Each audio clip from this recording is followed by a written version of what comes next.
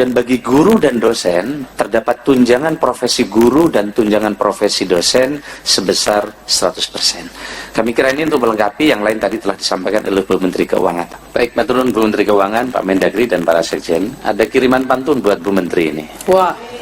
Pergi ke kebun melihat badak, diberi minum pakai ember. Tidur malam sudah tidak nyenyak lantaran menunggu pengumuman THR. Dan hari ini Bu Menteri mengumumkan, saya kira ini sudah nanti teman-teman bisa ada kepastian, bisa tidurnya. Cuman ada pertanyaan, siapa saja yang dapat THR ini? Apakah honorer dapat? Ini banyak pertanyaan. Tadi Bu Menteri telah memberikan pengantar cukup lengkap. Dan ini telah dituangkan di dalam peraturan pemerintah nomor 14 tahun 2024 dan telah ditandatangani oleh Bapak Presiden. Atas dorongan Ibu Menteri Keuangan, ini lebih cepat saya kira perpesnya, dan kemarin kita tanda tangan tidak lagi di kantor masing-masing, tapi tanda tangan di Sesnek, sehingga ini bisa kita terima hari ini. Nah, siapa saja penerima THR dan gaji ke-13 tahun 2024? Satu adalah PNS dan calon PNS.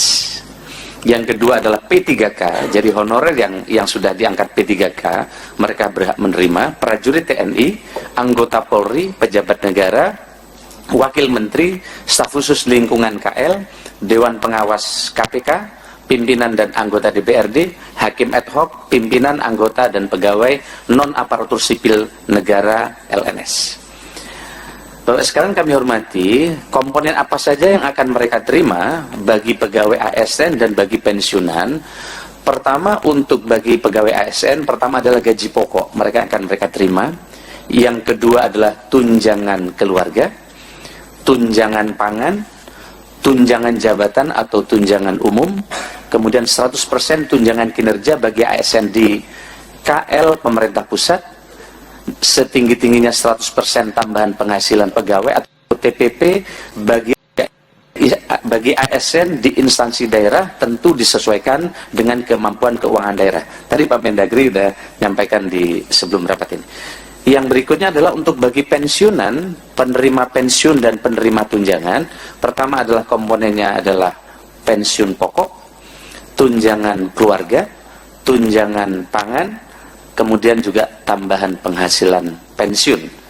Kemudian bagi guru dan dosen, terdapat tunjangan profesi guru dan tunjangan profesi dosen sebesar 100%. Kami kira ini untuk melengkapi yang lain tadi telah disampaikan oleh Bu Menteri Keuangan. Total untuk THR dan gaji ke-13 untuk daerah itu adalah mencakup tadi ini gaji dan tunjangan melekat 35,33 triliun yang sumbernya adalah dana alokasi umum yang sudah kita transfer, dan komponen Tukinda dan TPP Pemda itu yang berasal dari APBD. Ini pengalokasian tentu saja tergantung dari kapasitas dan kemampuan masing-masing Pemda seperti yang tadi telah dijelaskan oleh Pak Mendagri.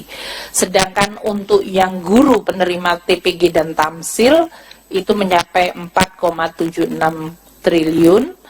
Ini kita sudah tambahkan dalam transfer daerah tahun 2024. Jadi dalam hal ini, untuk yang poin ketiga ini, kita tambahkan dalam TKDD kita transfer ke daerah itu 4,7 triliun di dalam rangka untuk bisa membayarkan bagi THR dan gaji ke-13.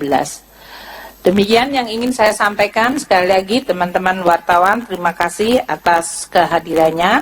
Dan saya sudah meminta untuk pertanyaan dikirim melalui Slido, mungkin dari Bapak Mendagri maupun Pak Aswar. Kalau ada pertanyaan yang mau direspon, monggo dulu. Saya sambil melihat dan ngecek pertanyaan yang masuk. Silakan. Oh, iya, ini biar bapak-bapak milih yang mana. Pemerintah. Pak Menpan dulu, monggo Pak Mendagri kalau ada. Ibu Nanti kalau mau tambahan ya, boleh. Ini ada pertanyaan dari teman Pak Maulana dari Investor Trust tentang pemberian THR untuk perangkat desa. Kemudian pertanyaan keduanya, kabupaten kota mana yang kira-kira akan memberikan THR terbesar? Kita perkirakan yang akan memberikan THR terbesar adalah DKI, karena DKI standarnya ada tinggi. Dan kemudian mereka memiliki kapasitas fiskal cukup kuat, ya. 80-an triliun dan PAD-nya itu 73% kalau tidak salah. Jadi transfer pusatnya itu, ketergantungan banyak pusatnya hanya lebih kurang 20-an%. Apalagi untuk THR gaji ke-13-nya sudah akan dikirim dari DAU. DAU yang sudah memperhitungkan THR dan gaji ke-13 untuk semua daerah. Nah, tinggal yang TPP dan tunjangan-tunjangan lain. Jadi saya kira DKI nggak terlalu sulit untuk melakukan perubahan anggaran. Kemudian untuk perangkat desa, memang aturan yang tidak ada ya. Kan dalam undang-undang desa itu rekan-rekan perangkat desa ini kan bukan ASN mereka. Sama dengan kepala desa juga bukan ASN.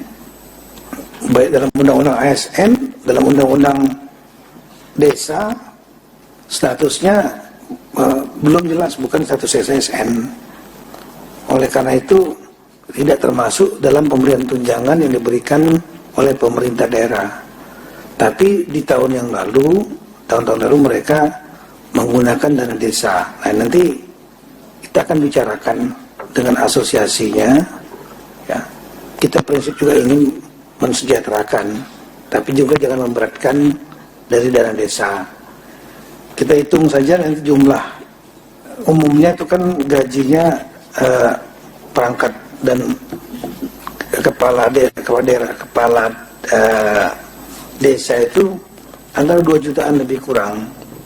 Jadi kalau seandainya ada 10 saja kepala desa dan perangkatnya, ya, itu lebih kurang 20 juta per desa kali 80.000 lebih desa, jadi lebih kurang hampir 1,6 triliun. Sedangkan alokasi yang dari pusat itu lebih kurang dari Ibu Menteri Keuangan lebih kurang 70 triliun ya, untuk desa-desa. Nah, nanti kita akan bicarakan segera dengan asosiasi desa dan dengan menteri desa, atau mungkin Ibu ada pendapat lain. Ini akan hanya ngikutin dari tahun sebelumnya. Biasanya ada prinsip musyawarah seperti itu untuk memperkuat daya beli mereka juga yang di desa. Terima kasih.